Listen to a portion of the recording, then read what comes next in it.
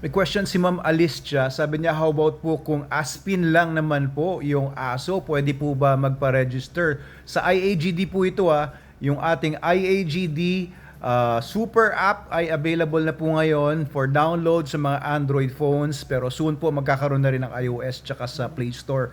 Pero po, meron pong link po tayo, iagd.pet/download. Pwede niyo po i-download po yung app at sobrang dali pong magpa-register doon. At yes po, pwede pong magpa-register kahit po Aspin ang dog ninyo. Kahit anong klaseng dog. Kahit mixed breed, kahit mixed ng mga purebred dogs na imported at saka mga native dogs natin. Pwede rin po, may mga pagpapa-register. May mga nagpa-register na. Actually, yung mga original dogs ni Tom Asmus din, yung mga tiger dogs niya or yung mga tinatawag mga Philippine Forest Dogs or asong gubat, or Philippine Witch Dogs, naka-register na po yan matagal na sa IAGD. Nung buhay pa si Tom Asmus, pina-register niya sa akin yan.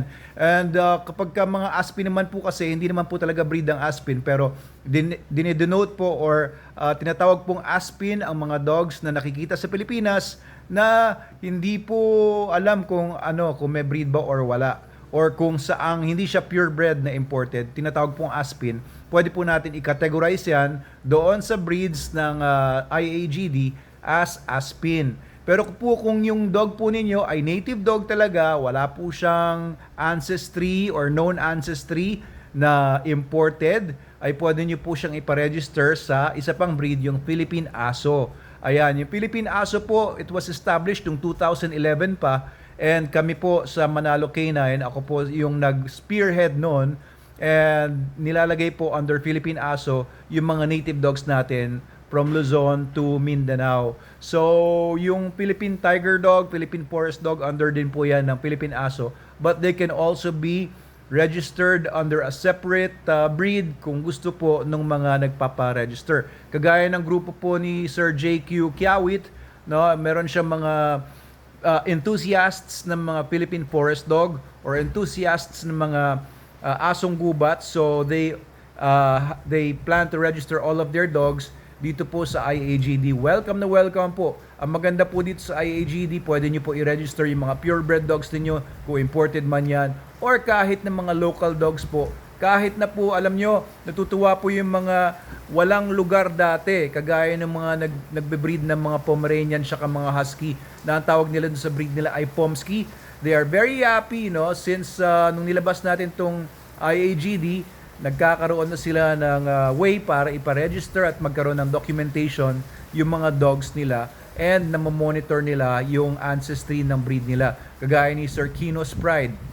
Tapos, ito pa, sila Sir Ezekiel De Tiques, meron naman siya mga dogs, no, na mga magaganda, mga lalaking mga aso, pero hindi sila recognized ng PCCI or ng FCI dahil po itong mga breeds na ito ay galing sa mga European countries na hindi naman affiliated yung mga groups nila doon sa FCI. So, they're very happy na nagpaparegister nila yung mga dogs nila kagaya ng mga Malakli, itong mga Boz dogs. So, these are dogs na talaga namang impressive dogs.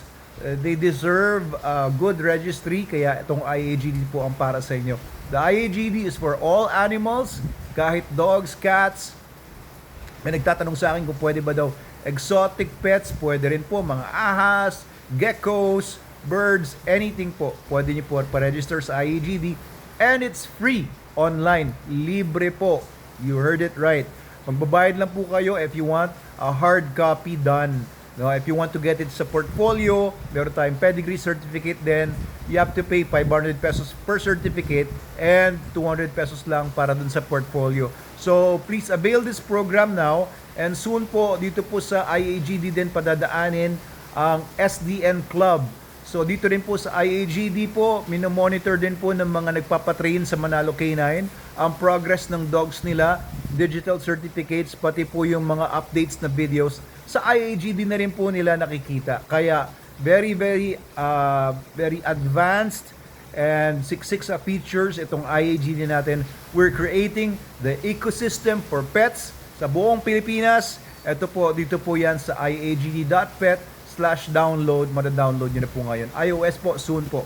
Okay, so Doc Abel Manalo po ito. Sana po ay Tangkilikin nyo yung IAGD, atin po ito. Gawang Pinoy, pero world class. Ayan, salamat po ulit sa tanong ninyo. Yes, Aspins are welcome. And we love Aspins. We love all sorts of dogs. Maraming salamat po. Mabuhay po tayong lahat.